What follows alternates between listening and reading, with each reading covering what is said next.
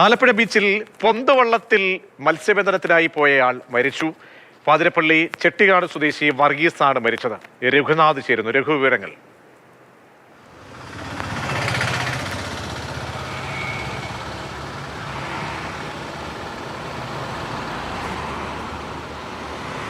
രഘു, അപകടത്തിന്റെ കൂടുതൽ വിവരങ്ങൾ എന്താണ്?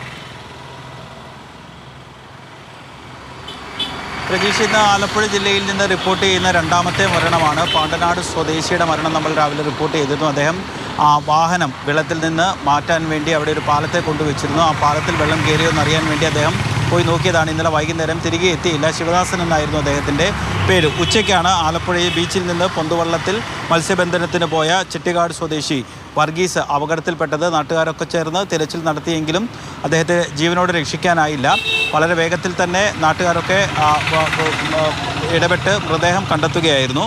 മറ്റൊരു അപകടം കൂടി ആലപ്പുഴ ജില്ലയിലുണ്ട്. ആലപ്പുഴ വിളക്കുമരം ജെട്ടിക്ക് സമീപം കക്ക വാരാൻ പോയൊരു മത്സ്യത്തൊഴിലാളിയെ കാണാതായിട്ടുണ്ട്. പുതുവൽവീട് സ്വദേശി ബാബു ആഞ്ഞയാണ് കാണാതായിട്ടിരിക്കുന്നത്. ഫയർഫോഴ്സും നാട്ടുകാരും ചേർന്ന് തിരച്ചിൽ നടത്തിക്കൊണ്ടിരിക്കുകയാണ്. അതിശക്തമായ മഴയാണ്. പ്രത്യേകിച്ച് മത്സ്യബന്ധനത്തിന് പോകരുതെന്ന് സർക്കാരിൻ്റെ നിർദ്ദേശമുള്ളതാണ്. പക്ഷേ നമുക്കറിയാവുന്നതുപോലെ തന്നെ അവരുടെ ഒരു ഉപജീവന മാർഗ്ഗമാണ് അത്.